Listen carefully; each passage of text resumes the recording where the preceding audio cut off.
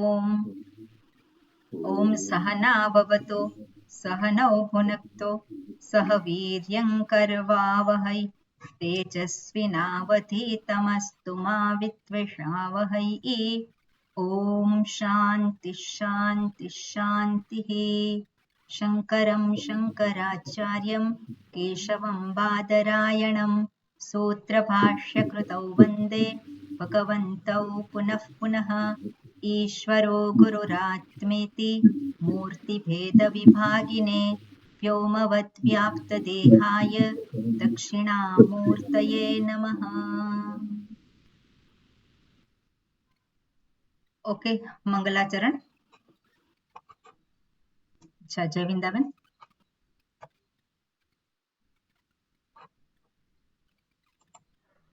ओम नमो भगवते वैवस्वताय ऋत्यवे ब्रह्म विद्याचार्याय नचिकेतसे च। Okay, good. આપણે જે જોયું છે એ વાક્ય હું વાંચું છું, તમે બધા સાંભળજો. જે 19મો મંત્ર પૂરો થયો અને એના પછીનું જે ભાષ્ય છે એ જ વાંચું છું, પછી આગળ જોઈએ આપણે. એતાવત હિ અતિક્રાંતેન વિધિ પ્રતિષેધાર્થેન મંત્ર બ્રાહ્મણેન અવગંતવ્યમ યદ વરદ્વય સૂચિતમ વસ્તુ ન આત્મતત્વ વિષય યાથાત્મ્ય વિજ્ઞાનમ અતઃ વિધિ પ્રતિષેધાર્થ વિષયસ્ય આત્મનિ ક્રિયાકારક ફલ અધ્યારોપલક્ષણસ્ય સ્વાભાવિકસ્ય અજ્ઞાનસ્ય સંસાર બીજસ્ય નિવૃત્ત્યર્થમ તદ વિપરીત બ્રહ્માત્મૈકત્વ વિજ્ઞાનમ ક્રિયાકારક ફલાધ્યારોપણ લક્ષણ શૂન્યમ આત્યંતિક નિશ્રેયસ પ્રયોજનમ વક્તવ્યમ ઇતિ ઉત્તરો ગ્રંથઃ આરભ્યતે. તમ એતમ અર્થમ દ્વિતીયવર પ્રાપ્ત્યા અપિ અકૃતાર્થત્વમ તૃતીયવર ગોચરમ આત્મજ્ઞાનમ અંતરેણ ઇતિ આખ્યાયિકયા પ્રપંચયતિ. આપણે અહીંયા સુધીનો ભાષ્ય છે એને જોયું છે આપણે, અને આમાં બે મુખ્ય વિભાગ એનું નિરૂપણ કરેલું છે. કયા બે મુખ્ય વિભાગ છે? એક કર્મ વિભાગ છે અને બીજું છે જ્ઞાન. કર્મ વિભાગ અર્થાત જે કર્તાને અનુલક્ષીને છે, અને બીજો વિભાગ છે જ્ઞાન, જે કર્તાના સ્વરૂપનું જ્ઞાન છે. એટલે એક સ્વરૂપ જ્ઞાનની વાત કરે છે અને એ જે કર્તા પોતાને ગણે છે એની વાત કરે છે. અત્યાર સુધીના ગ્રંથમાં કર્તાને ઉદ્દેશીને વાત કરી હતી, અને હવે ઉત્તરઃ ગ્રંથઃ આરભ્યતે એમાં કહે છે કે હવે પછીનો જે ગ્રંથ છે એની અંદર કર્તાના સ્વરૂપની વાત કરવાના છે. બરોબર? હવે પછીના ગ્રંથમાં કર્તાના સ્વરૂપની વાત કરવાના છે, એટલે ટોપિક આનો જુદો છે. હવે આપણે જોઈએ કે કર્તા અને કર્તાનું સ્વરૂપ. તો કર્તાનું સ્વરૂપ કયું છે? તો કર્તાનું સ્વરૂપ છે અકર્તા. એટલે અકર્તા સ્વરૂપને દર્શાવવું એ હવે પછીનો વિષય છે. તો કર્તા જે છે, જેને માટે કર્મકાંડમાં ઘણા બધા કર્મો દર્શાવ્યા છે, તો એનું પ્રયોજન તો છે જ. કર્તાનું સ્વરૂપ એ એનો ઉદ્દેશ છે. જીવનનો ઉદ્દેશ શું છે? એટલે કર્તાએ એના પોતાના સ્વરૂપને જાણવું એ એના ઉદ્દેશ છે. પણ એ સ્વરૂપને જાણવા માટે કર્મ જે છે, એ પેલો જે કર્મ કરી રહ્યો છે કર્તા, એ નિષ્પ્રયોજન નથી. એનું પણ પ્રયોજન છે, એ પણ સફળ છે. સફળ એટલે શું કહેવાય? ફલ સહિતનું છે. એ સફલ. તો સ એટલે શું? સહ. ફલ સહિતમ, સફલ. એટલે એ કર્તા જે કર્મ કરે છે એ પણ કેવું છે? નિરર્થક નથી, એ પણ સફળ છે. અને માટે શાસ્ત્રમાં એનું પણ નિરૂપણ કર્યું છે, એની પણ ઘણી બધી વાતો કરેલી છે. અને અત્યાર સુધીના ગ્રંથમાં એની જ વાતો કરેલી હતી. અને હવે પછીના કર્તાના સ્વરૂપના સંદર્ભમાં બીજી વાતો કરે છે. અને એ જ મુખ્ય પ્રયોજન છે ઉપનિષદનું. હવે આપણે કર્તાના સંદર્ભમાં જરાક વિચાર કરીએ. તો કર્તા એટલે કોણ છે? જે કહે છે હું કરું છું. પેલા બેન રસોઈ સરસ બનાવી અને વખાણ કર્યા, અને પછી કહ્યું કોણે બનાવી? કોણ બોલવાનું છે? કર્તા. મેં બનાવી. એટલે એ જે પેલો કર્તા, પેલો હું કર્તા એવું જે ગણે છે, એટલે એ કર્તાને અનુલક્ષીને જે કર્મ કયા છે એ બધા પ્રયોજનથી યુક્ત છે.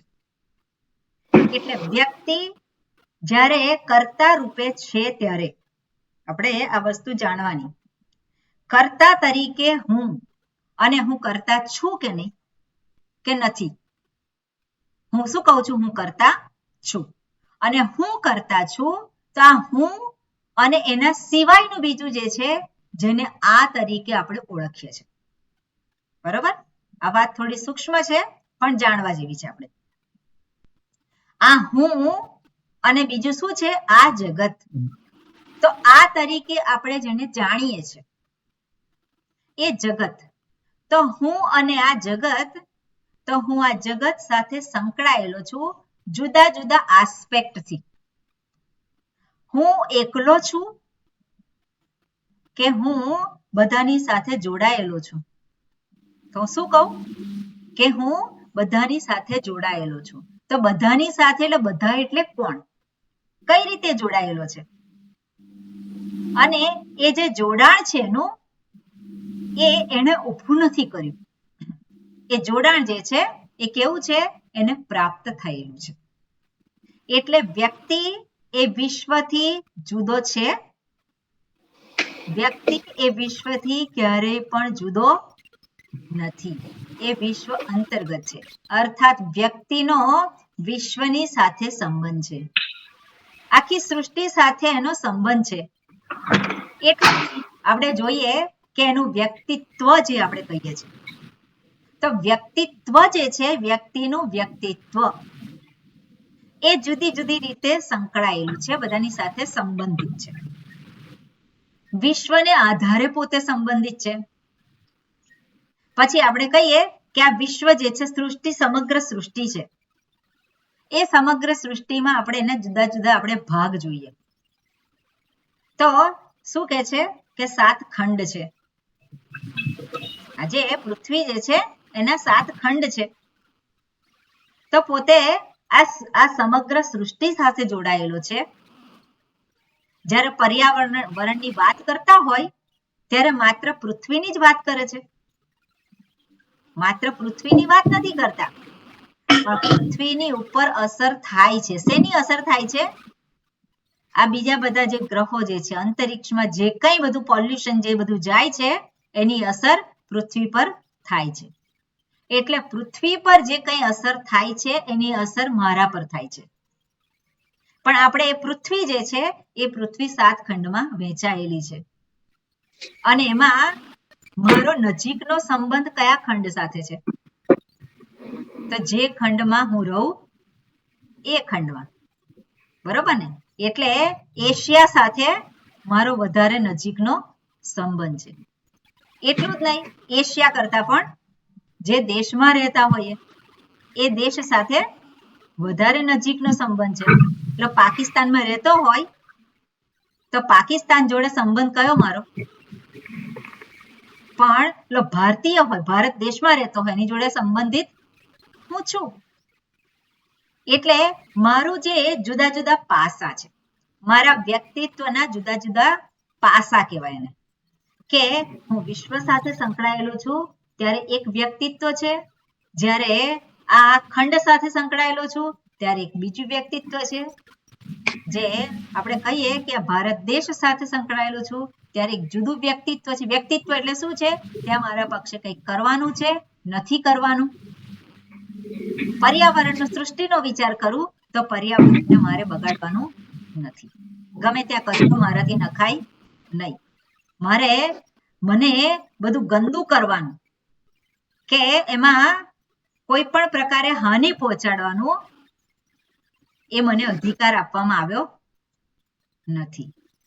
એટલે આ સૃષ્ટિની સંવાદિતતા બની રહે એનું મારે ધ્યાન રાખવાનું છે વ્યક્તિ તરીકે. કેમ? કારણ કે આ સમગ્ર સૃષ્ટિ સાથે હું સંકળાયેલું છું. એવી જ રીતે આપણે જોઈએ કે હું ભારત દેશનો નાગરિક છું તો ભારત દેશમાં જે કંઈ થતું હોય એ બધું જ મને અસર કરે. તો હું જે કંઈ કરું એની અસર થાય કે નહીં? એની અસર થાય છે ભારત દેશને. એટલે એ એક વ્યક્તિત્વ જે છે, મારું જે એક પાસું જે છે એમાં પ્રગટ થાય છે. એટલે દેશ માટે પણ મારું કર્તવ્ય છે કંઈક. એટલે પેલો ટેક્સની ચોરી કરે. કેમ ચોરી કરે છે? કારણ કે સરકાર જ બધું લઈ લે. હું કમાઉં અને મારે સરકારને આપવાનું વિચાર કરે.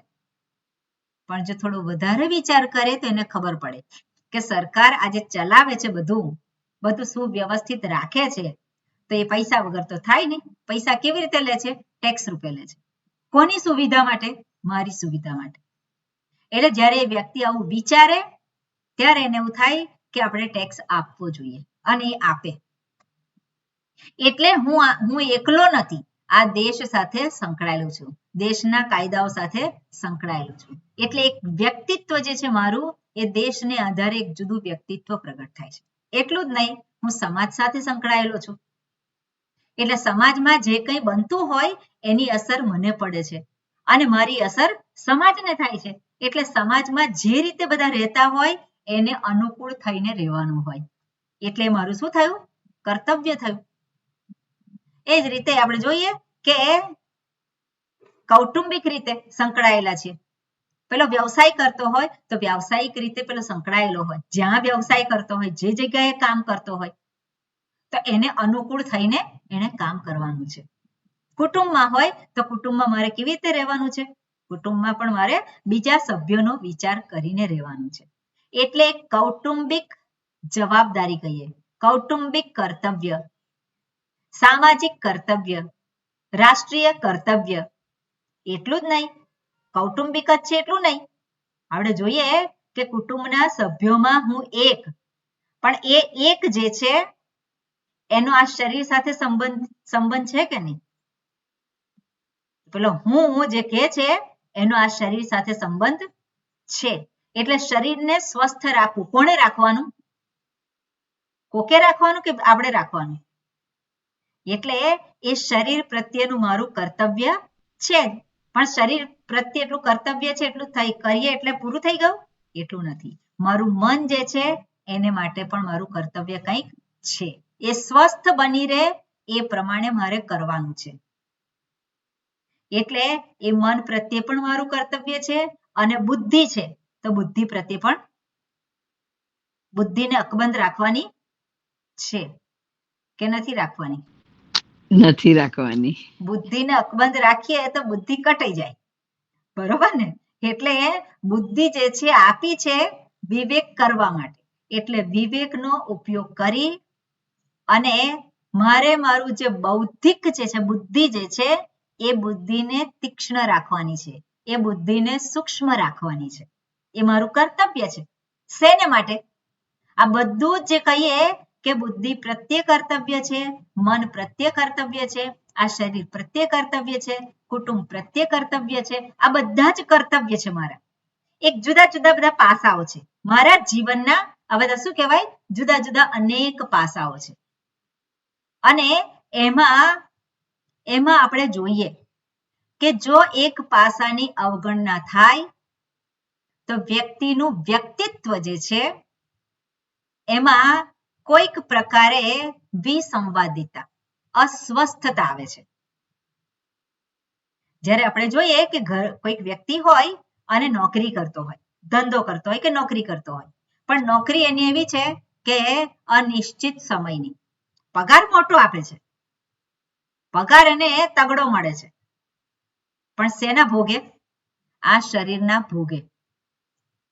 એને ઊંઘ બરોબર ના મળે, એને સમયસર જમવાનું ના મળે તો શું થાય? પછી રોગ થાય.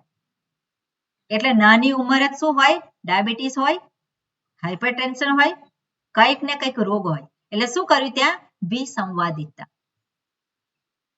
એટલે કંઈક પ્રાપ્ત કરવા માટે ફરી પાછું બીજી જગ્યાએ બાંધછોડ કરે છે.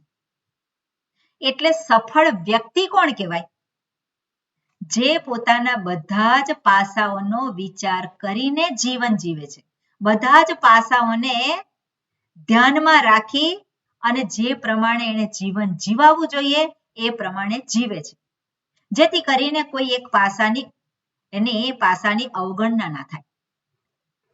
પેલો બહાર જે છે નોકરી કરતો હોય અને બહાર પેલા બોસ જેના અંડરમાં નોકરી કરતા હોય એ બોસની ઉપર પોતે રૂઆબ કરે, એટલે બોસનું સાંભળે નહીં.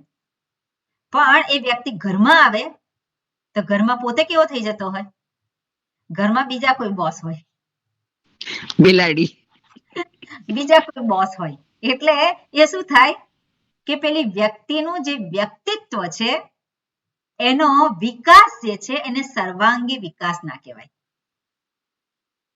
એટલે આપણે કે સફળ વ્યક્તિ, સમૃદ્ધ વ્યક્તિ કોને કહેવાય? કે જેના બધા જ પાસાઓનો એ વિચાર કરી અને એ જીવન જીવે છે. નહીં તો કોઈક ને કોઈક પાસાની અવગણના થતી હોય છે. હવે બધા જ પાસાઓનો વિચાર કરીને વ્યક્તિ જીવન ક્યારે જીવી શકે? જ્યારે એણે પોતાના આધ્યાત્મિક પાસાનો વિચાર કર્યો હોય. આધ્યાત્મિક એટલે શું છે? આપણે આ શબ્દનો પ્રયોગ પહેલા કરેલો છે, જોયો છે. અધ્યાત્મ એટલે આત્મની અધિકૃત્ય, આત્મ સંબંધિત જે છે એને અધ્યાત્મ કહેવાય. એટલે હુંને અનુલક્ષીને જ બધું જ કાર્ય, બધા જ પાસાઓને એ પોતે ન્યાય આપી શકે છે. ક્યારે આપી શકે છે? જ્યારે અધ્યાત્મ જે હું જે છે એ હું એટલે હું જેને ઓળખું છું એ હું નહીં. હું જેને ઓળખું છું એ હું કયો છે? આ શરીરને આધારે છે, મનને આધારે છે, ઇન્દ્રિયોને આધારે છે, એને આધારે જ હું ઓળખું છું. પણ એ હું નહીં. શાસ્ત્ર દર્શાવે છે અને અહીંયા નચિકેતાનો પ્રશ્ન જે છે એ હવે આવશે. એ જે પ્રશ્ન કરે છે એ જેના સંદર્ભમાં પ્રશ્ન કરે છે એને આધ્યાત્મિક પ્રશ્ન કહેવાય, એને અધ્યાત્મ કહેવામાં આવે. અને અધ્યાત્મનું જ્યારે વ્યક્તિના જીવનમાં સ્થાન હોય ત્યારે એ બધા જ પાસાઓને પોતે ન્યાય આપી શકે છે. એટલે કુટુંબને પણ ન્યાય આપી શકે, સમાજને પણ ન્યાય આપી શકે, આ દેશને પણ ન્યાય આપી શકે અને પોતાનું આ જે શરીર, ઇન્દ્રિય, મન, બુદ્ધિ એ બધાને પોતે ન્યાય આપી શકે. ન્યાય આપી શકે એનો અર્થ થાય એ જેને માટે પ્રાપ્ત થયું છે, જે ઉદ્દેશથી એની રચના થઈ છે એ ઉદ્દેશ એ પૂર્ણ કરી શકે છે. એટલે આપણે જોઈએ કે આધ્યાત્મિક આ જે શાસ્ત્ર જે છે એટલે એમાં આપણે જોઈએ સૂક્ષ્મતાથી તો આપણને ખબર પડે કે શાસ્ત્ર હંમેશા ત્યાગની વાત કરે છે. શાસ્ત્ર હંમેશા ત્યાગની, કર્તવ્યની વાત કરે છે. એટલે કર્તવ્ય મારું કોના પ્રત્યે છે? તો આ સૃષ્ટિ પ્રત્યે છે અને કર્તવ્ય આ શરીર, ઇન્દ્રિય, મન, બુદ્ધિ છે એના પ્રત્યે પણ કર્તવ્ય છે. અને આ જ શરીર, ઇન્દ્રિય, મન, બુદ્ધિ એ મારા માટે સાધન બની જાય. જ્યારે સાધન બની જાય અને તો પછી એ મારા માટે મારું જે પરમ કર્તવ્ય છે એને માટે સહાયક સિદ્ધ થાય. એટલે એ જે જીવન જે છે, આ પ્રકારનું જીવન જે છે એને આધ્યાત્મિક જીવન કહેવાય. એટલે સફળ વ્યક્તિ કોણ કહેવાય? તો સફળ વ્યક્તિ આ બધા જ પાસાઓનો વિચાર કરી અને પોતે જીવન જીવે છે, જીવી શકે છે, એને કહેવાય સફળ વ્યક્તિ. એટલે એ આધ્યાત્મિક જીવન કહેવાય. અને આ વસ્તુ જે છે હવે પછીનો, એટલે આપણે જોઈએ કે વ્યક્તિ પેલો કર્તા જે છે એ કર્તાને માટે આ બધા પાસાઓનો વિચાર કરીને જીવન જીવવું એ અગત્યનું છે. પણ એનું પ્રયોજન શું છે? એનું પ્રયોજન છે પોતાના જ નિત્ય મુક્ત સ્વરૂપને ઓળખવું. એટલે કર્તાને ઉદ્દેશીને જે કંઈ કર્મો કયા છે એનું પ્રયોજન શું છે? પેલા અધ્યાત્મ તરફ દોરાવવું, અધ્યાત્મ તરફ વ્યક્તિને પ્રયાણ થવું.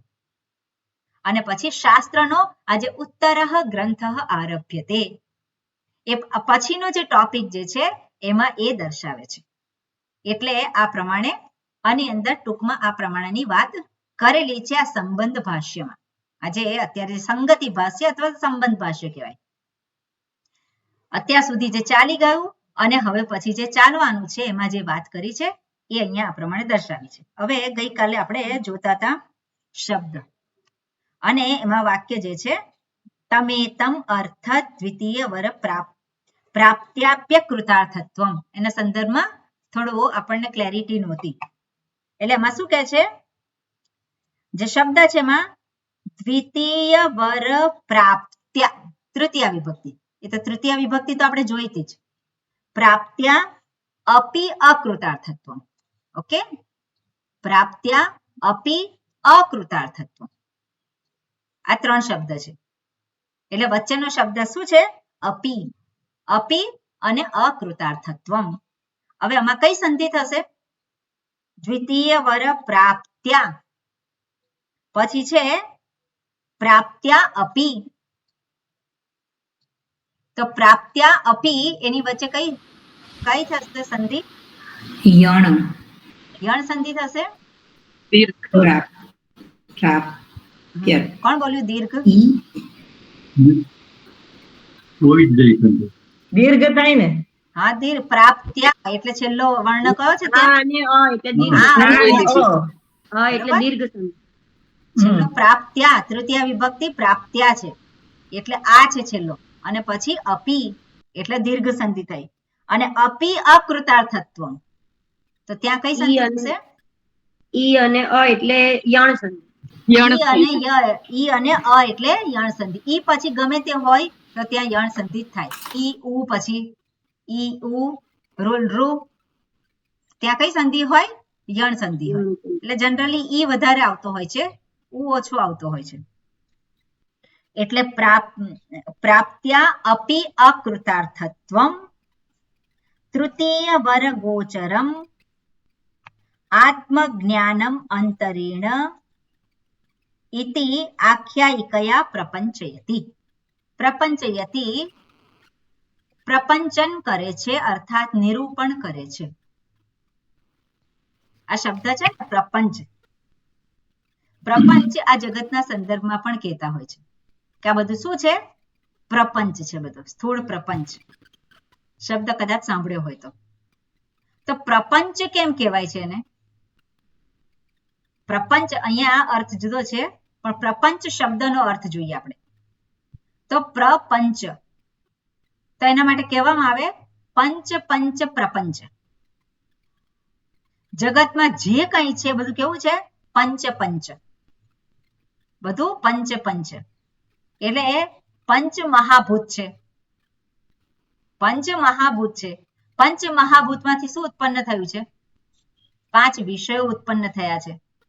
પંચ મહાભૂતમાંથી શું ઉત્પન્ન થયું છે? આ શું ઉત્પન્ન થયું છે? પંચ મહાભૂતમાંથી કર્મેન્દ્રિય, ઇન્દ્રિયો જે છે એમાં પંચ જ્ઞાનેન્દ્રિયાણી, પંચ કર્મેન્દ્રિયાણી, પંચ પ્રાણાહા, એ બધું શું છે? બધું 5 છે. એટલે બધું જગતમાં આપણે જોઈએ તો બધું 5 તે 5 જે છે એટલા માટે એને પ્રપંચ કહેવાય છે. એટલે શું થયું છે? બધું 5 નો વિસ્તાર છે. પ્રપંચયતે, અહીંયા પ્રપંચયતે શબ્દનો અર્થ થાય છે વિસ્તાર કરે છે, નિરૂપણ કરે છે. એટલે પ્રપંચયતિ. અને આખ્યાયિકયા પ્રપંચયતિ કર્મણી પ્રયોગ છે. આખ્યાયિકયા તૃતીય વિભક્તિ, આખ્યાયિકા પ્રાતિપદિક છે અને તૃતીય વિભક્તિ થશે આખ્યાયિકયા. ખ્યા ધાતુમાંથી, ખ્યા ધાતુ આગળ આ ઉપસર્ગ લાગ્યો છે અને આખ્યાયિકા એ શબ્દ બન્યો છે અને સ્ત્રીલિંગ શબ્દ છે આખ્યાયિકા. આખ્યાયિક અને આખ્યાયિકા એને પ્રત્યય કયો લાગ્યો છે આપણે જોઈશું ક્યારેક. એટલે આખ્યાયિકા શબ્દ છે પ્રાતિપદિક તૃતીય વિભક્તિ આખ્યાયિકયા, અને આખ્યાયિકયા એનો અર્થ શું થશે?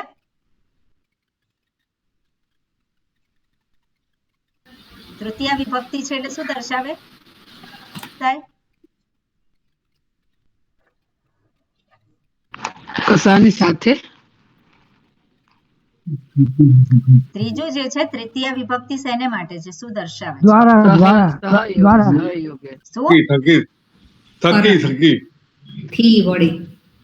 સહયોગે. તૃતીય વિભક્તિ કરણ વિભક્તિ કહેવાય. કરણ કરણ વિભક્તિ. વિભક્તિ કહેવાય અને સાધન દર્શાવે. સાધન દર્શાવે એટલે કેવું? સાધનથી આપણે કહીએ ને થી, થકી, વડે, દ્વારા, એ જે છે એ તૃતીય વિભક્તિ. એટલે આખ્યાયિકયા એનો અર્થ શું થાય? આખ્યાયિકા. આખ્યાયિકા વડે. આખ્યાયિકા દ્વારા, આખ્યાયિકા વડે. દ્વારા. પ્રપંચયતિ એટલે એનો વિસ્તાર કરવામાં આવે છે. બરોબર? આખ્યાન અને વ્યાખ્યાન બે સેમ જ કહેવાય. વ્યાખ્યાન કરવામાં આવે છે એવું પણ કરી શકાય. એટલે એને એનું વ્યાખ્યાન કરવામાં આવે છે, એનો વિસ્તાર કરવામાં આવે છે. ઓકે, હવે જે લખ્યું છે એમાં આ આખ્યાયિકા વડે એનો વિસ્તાર કરવામાં આવે છે. શેનો? તમ એતમ અર્થમ. પહેલું આગળ લખેલું છે તમ એતમ અર્થમ. તમ એટલે જે પૂર્વે દર્શાવ્યું એ, અને પૂર્વે શું દર્શાવ્યું? બે ભાગ દર્શાવ્યું. અત્યાર સુધીના ગ્રંથમાં જે વાત કરી છે અને હવે પછીના ગ્રંથમાં જે વાત કરવાની છે એ અર્થ. તમ એતમ અર્થમ દ્વિતીય વર. તમ એતમ અર્થમ. ઓકે, આગળ જે વાત કરી છે એની અંદર જરાક આપણે જોઈએ તો જે વાત કરી છે એવી રીતે એનું નિરૂપણ કર્યું હતું કે અત્યાર સુધીના ગ્રંથમાં જે કંઈ વાત કરી છે એના થકી હવે પછીના ગ્રંથમાં જેની વાત કરવાના છે એ જુદી છે, અને આગળનો ગ્રંથ જે કંઈ વાત કરી છે કર્મની વાત, એના થકી આ પછીના ગ્રંથમાં જે વાત કરવામાં આવી છે એ પ્રાપ્ત થઈ શકે નહીં. એટલે કર્મ થકી જે પ્રાપ્ત થાય એ જ્ઞાન થકી પ્રાપ્ત થઈ શકે નહીં. બરોબર? એટલે જ્ઞાન અને કર્મ બંનેનો સ્પષ્ટ ભેદ આપણને દર્શાવે તો. એટલે જ્ઞાન થકી કર્મ જે છે એ કર્મ એને માટે ચાલે નહીં. ક્રિયાકારક ફલ અધ્યારોપ લક્ષ્ય જે શબ્દ છે એના દ્વારા આપણે ગઈકાલે કે પરમ દિવસે આપણે આ ચર્ચા કરેલી છે કે એક છે જેમાં ક્રિયા રહેલી છે, કારક રહેલું છે, ફળ રહેલું છે, અને બીજું જે છે એનાથી શૂન્ય, એનાથી રહિત છે. એટલે એનાથી રહિત છે એ એના સહિત વાળાથી એ કાર્ય સિદ્ધ થઈ શકે નહીં, પ્રયોજન સિદ્ધ થઈ શકે નહીં. એવો જે અર્થ જે કર્યો એ અર્થને બતાવે છે. તમ એતમ અર્થમ, એ અર્થને દર્શાવવા માટે.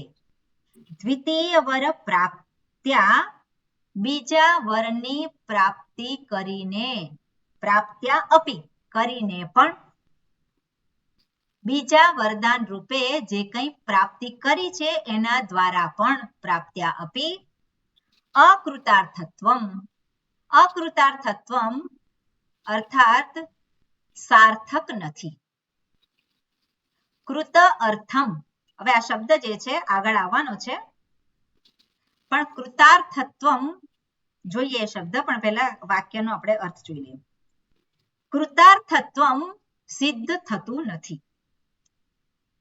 બીજા વરદાન એટલે બે વરદાન દ્વારા જે કંઈ માગણી કરી હતી એને પ્રાપ્ત કરીને પણ કૃતાર્થત્વમ પ્રાપ્ત થતું નથી. જેની વાત શું કહે છે? જેની વાત કરી છે તૃતીય વર ગોચરમ. તૃતીય વર ગોચરમ એટલે ત્રીજા વરદાન થકી જાણવા યોગ્ય, ત્રીજા વરદાન દ્વારા પામવા યોગ્ય. શું છે? આત્મજ્ઞાનમ. આત્મજ્ઞાન એ ત્રીજા વરદાન રૂપે નચિકેતાએ માગેલું છે. અને આત્મજ્ઞાનમ અંતરેણ. અંતરેણ એટલે અંતરેણ એ શબ્દ અવ્યય છે અને એનો અર્થ થાય છે એના વિના. એની સાથે હંમેશા તૃતીય વિભક્તિ હોય. અંતરેણ આત્મજ્ઞાનમ અંતરેણ. અંતર શબ્દ છે એ તૃતીય વિભક્તિમાં હોય. અંતરેણ તો અંતરેણ એના વિના એ સંભવિત નથી. એનો અર્થ શું થયો? બે વરદાન દ્વારા જેનું નિરૂપણ કર્યું હતું એનું એના દ્વારા તૃતીય વરદાન દ્વારા જે માંગવામાં આવે છે એ સિદ્ધ થતું નથી. અકૃતાર્થત્વમ છે. બરાબર. હવે અકૃતાર્થત્વમ શબ્દ છે. અકૃતાર્થ એટલે શું? કૃતાર્થ અને અકૃતાર્થ. હવે આ શબ્દ છે કૃતાર્થ. તો કૃતાર્થ શબ્દ છે એમાં કૃત અને અર્થ બે શબ્દ છે. બરોબર. કૃત અને અર્થ. કૃત શબ્દનો અર્થ શું થાય? કૃત ત પ્રત્યય લાગેલું છે. ત પ્રત્યય કૃ ધાતુ છે. કરેલું બરોબર ને? ત પ્રત્યય ભૂતકાળના હાથમાં છે એટલે કૃત એટલે કરેલું. કરેલું કૃત અર્થ. શું કરેલું? કૃત અર્થ. અર્થ કરેલો. અર્થ એટલે શું? પ્રયોજન.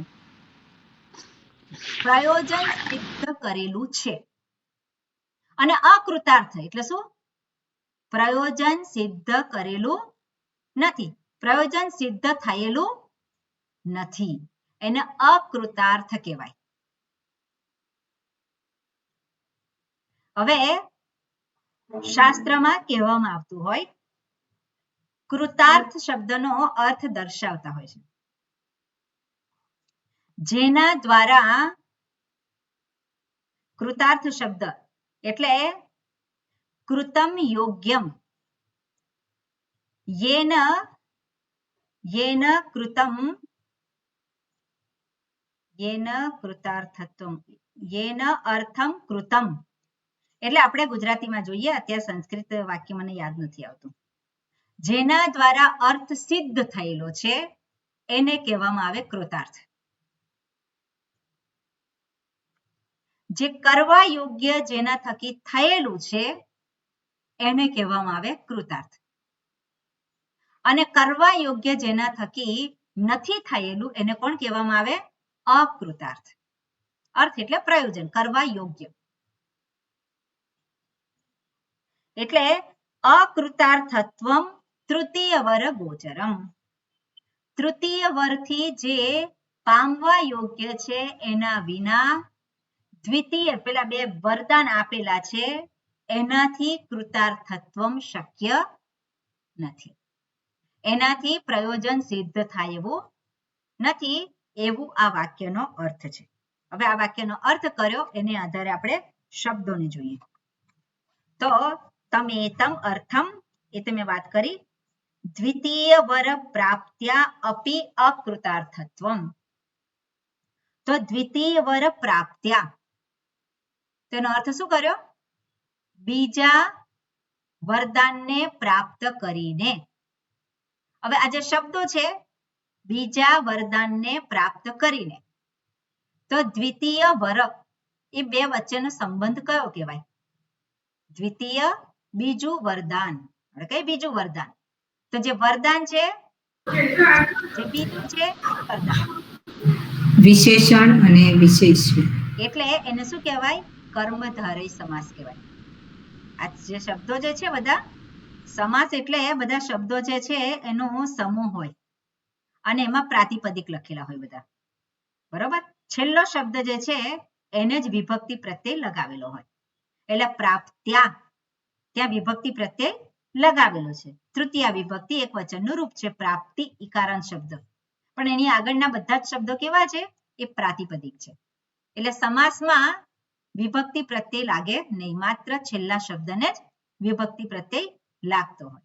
એટલે અહીંયા શબ્દો કયા છે? દ્વિતીય વર પ્રાપ્ત્યા. તો દ્વિતીય વર આપણે શું કહીએ? બીજા વરદાન ને પ્રાપ્ત કરીને.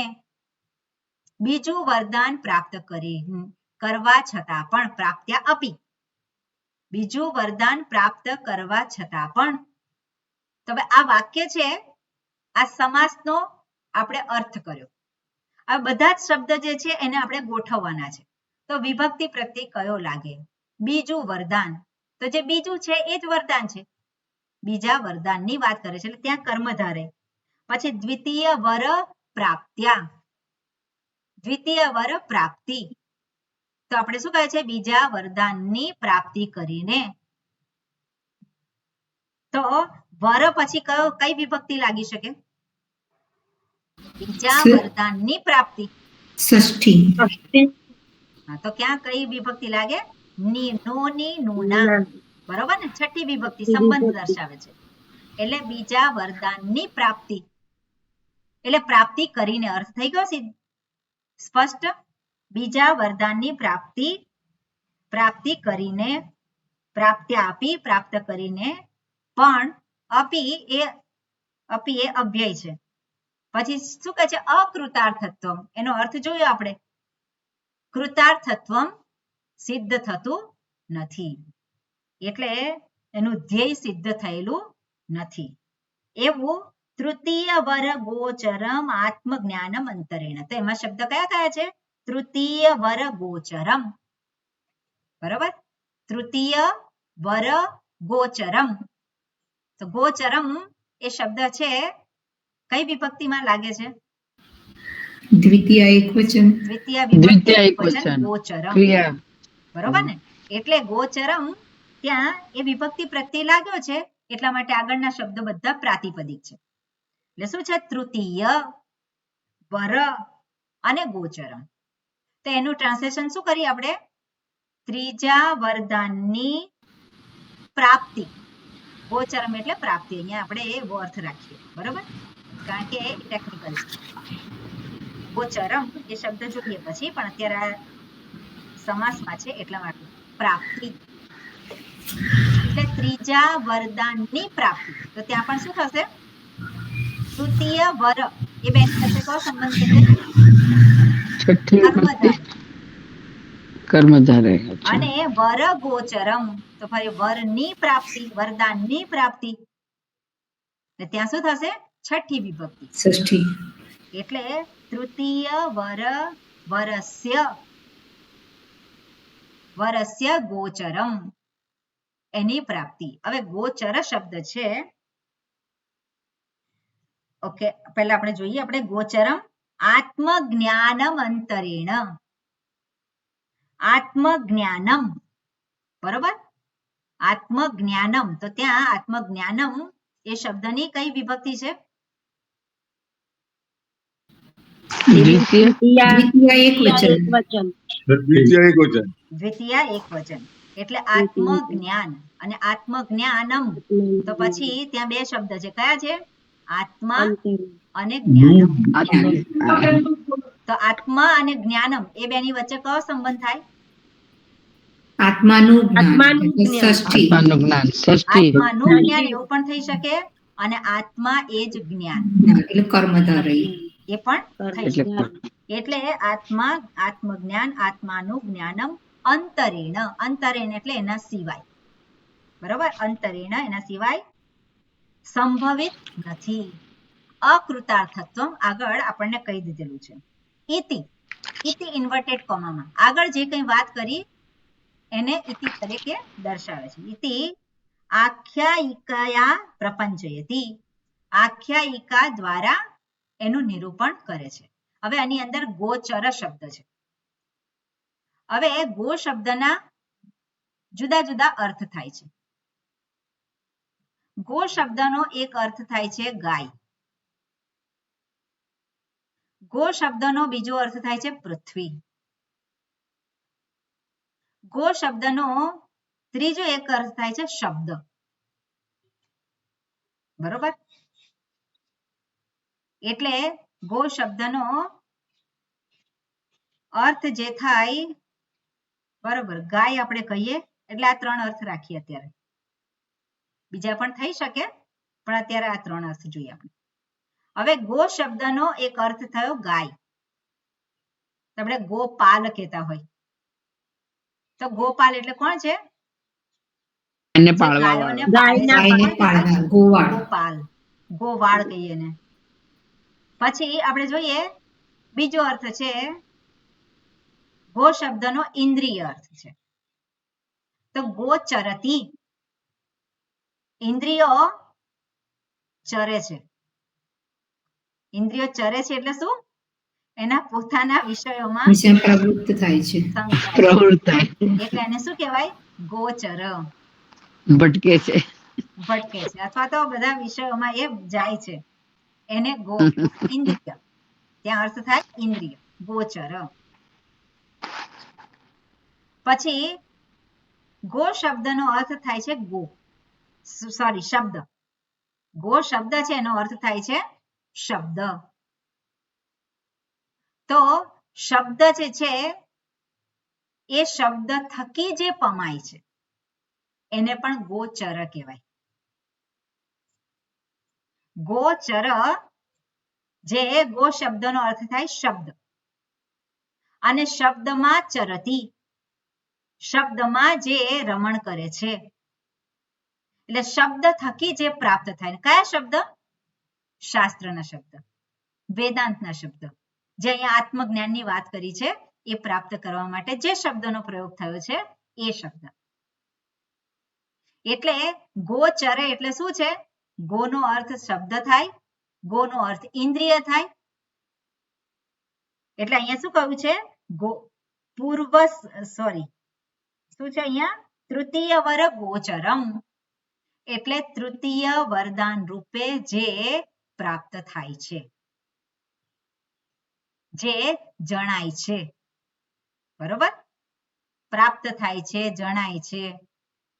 ઘણી બધી વખત આપણે ચર ધાતુ કે ગમ ધાતુ, જવાના અર્થમાં આપણે જે ગમ ધાતુ છે એને આપણે કહેતા હોય છે, હું તને વાત કરું છું એ જાય છે ખરી મગજમાં?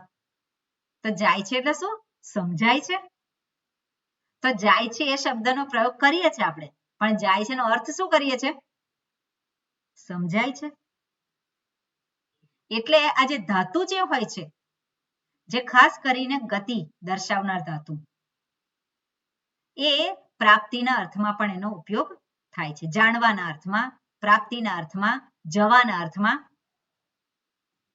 એટલે અહીંયા કહ્યું છે ગોચર તૃતીય વર ગોચરમ આત્મજ્ઞાનમ, આત્મજ્ઞાનની પ્રાપ્તિ, આત્મજ્ઞાનનું જણાવવું એ તૃતીય વરદાન સિવાય બીજી કોઈ રીતે સંભવિત નથી, એવું અહીંયા આગળ કહ્યું છે. આગળ શું કે છે? આગળનું વાક્ય યતઃ. તો માતાજી આ ચરતી કહીએ છીએ તો એ ચરની એ જ કહેવાય? શું? આ ઉપસર્ગ લાગે તો આ ચરતી, આ ચરતી. આ ચરતી, આ સમંતા ચરતી. આ ઉપસર્ગ એટલે લાગ્યું છે એટલે ખૂબ હા, સારી રીતે ચરે છે. એને એટલે કહેવાય એવું આ લાગે. ચરતી. હા. આચરણ કરે છે, અચ્છા. વ્યવહાર કરે છે સારી રીતે. વ્યવહાર કરે. ઓકે રેખાબેન, આગળનું વાક્ય છે, હું બોલું છું, આપ રિપીટ કરજો.